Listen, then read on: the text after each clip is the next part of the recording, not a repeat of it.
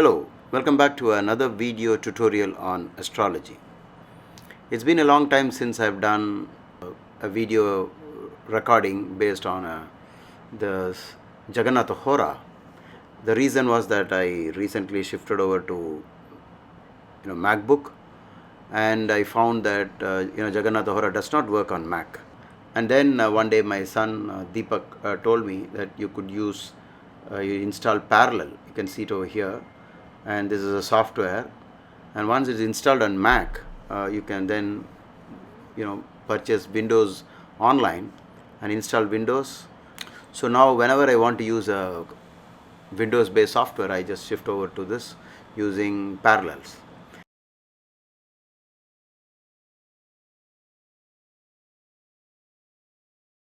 In this video, I'm going to talk to you about Prakasha Grahas.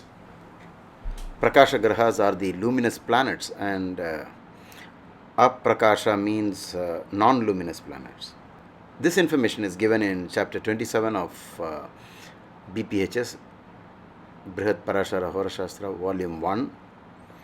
So we will be dealing with these grahas here, that is, you can see here. The first one is Dhuma, I have highlighted it here at 13 degrees, and Vyatipata and Parivesha and Indra Chapa and Upaketu. So these are the principal 1, 2, 3, 4, 5 Upagrahas, or the principal or the main non-luminous planets. And apart from that, we also have Mandi or Gulika, and Gulika has been explained in BPHS as one of the Aprakasha Grahas. So after Upaketu, Maharshi Parashara speaks of Gulika in various houses from 1 to 12, and then follows it up with Pranapada. Jagannatha Hora allows you to have a look at all these Aprakasha Grahas. All you need to do is, as I have said earlier, just install Jagannatha Hora, and with a click of a button you can get all these various factors, various parameters in astrology. So you can see the whole thing listed here, and in this video we will be only talking about the main non-luminous planets. So in order to simplify this, I have used an idea here. I placed the sun at 0 degrees, 0 minutes and 0 seconds, which usually happens around the Indian New Year, April 14, 2017. If you play around with the time by pushing it back and forth on this date, you will be able to bring the sun to 0 degrees exact point where it is 360 degrees or 0 degrees. This point is over here. Now, why did we do this? We did this because it will make it very simple for you if you fail to understand the logic behind the calculations of these grahas, or at least the first 5 grahas as we have seen here, which starting from Dhuma, Vyatipata, Parivesha, Indra Chapa and Upaketu. Now Dhuma always happens to be 120 degrees plus the sun, wherever the sun is, add 120 degrees, and then add another full star to it, which is 13 degrees 20 minutes. And therefore you will find when the sun is at 0 degrees, Dhuma is always at 13 degrees 20 minutes of Leo. That's why you can't see it here, but to make it simple, what we can do is we can we will change this to show only the Upagrahas.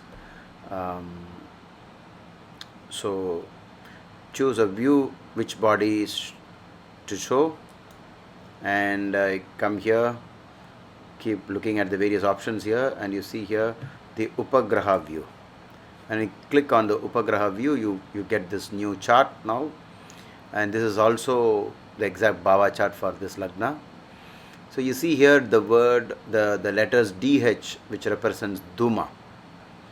If you go through the literature how to calculate Dhuma, it just says add 120 degrees to wherever the sun is in your chart, and then add another 13 degrees 20 minutes, which is one full star, and you will get this point 13 Leo 20 degrees, which will correspond to this place, which is why you see the letter DH here. And the next one is Vyatipata. And Vyatipata is a very simple calculation, which you can see here as Vy. And this is wherever Dhuma is, you just subtract from 360 this many degrees, and whatever you get, that degree is where Vyatipata is. So that's the reason why you get this. It's actually 16 degrees of Scorpio and 40 minutes. You can you can manually practice this by just writing the 360 degrees on the top, and then below that you write 133 degrees 20 minutes for Dhuma, and then you will get this exact degree here, Scorpio 16 degrees 39 minutes for Vyatipata. And to get Parivesha, all you need to do is just go to the opposite of this point, 180 degrees plus. So you get Parivesha always bang opposite Vyatipata, which you can see it over here, PV opposite Vy. And how do you get Indra Chapa? This is obtained by subtracting from 360 this value, and whatever is the degree is this one, Aquarius 13 degrees 20 minutes. So Indra Chapa is now seen at 13 degrees Aquarius, which you can see it here as IC. You just add 1640, which is actually 5 Navamshas. 1 Navamsha is 3 degrees 20 minutes, and 5 Navamshas will be 1640, because 4 Navamshas will be 1320, and 320 plus 1320 will be 1640.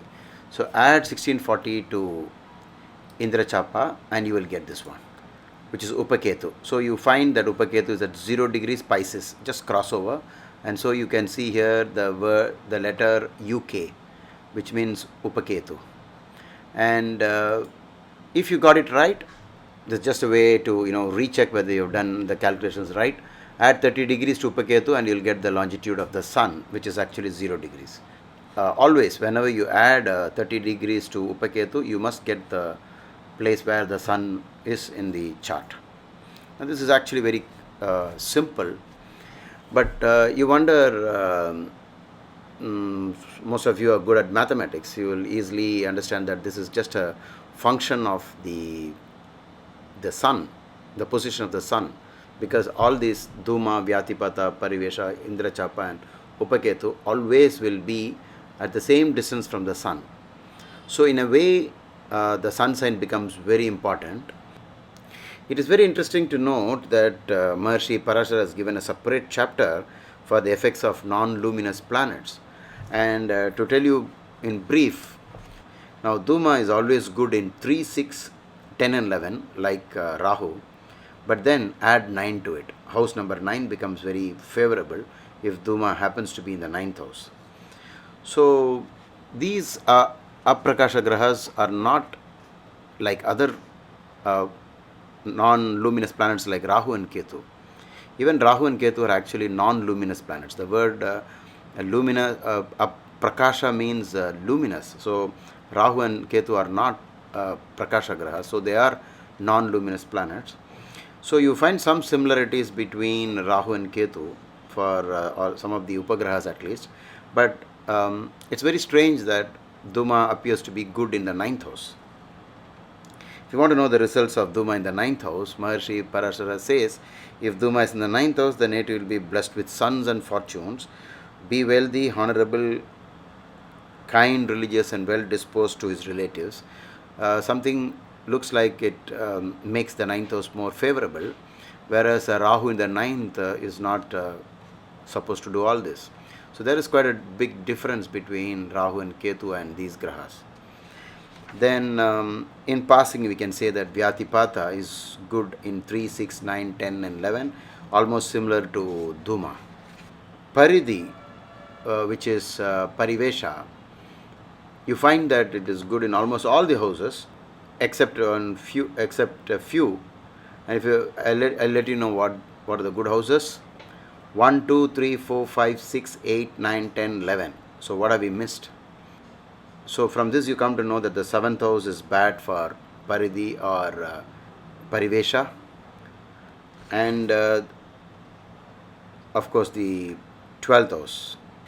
And if you look at Chaapa, or you can call it as Indra Chapa or Indra Dhanus, uh, represented by this letter IC, you find that it is actually almost like Paridhi. It's very good in 1, 2, 4, 5, 6, 7, 9, 10, 11, but the third house is not a good house.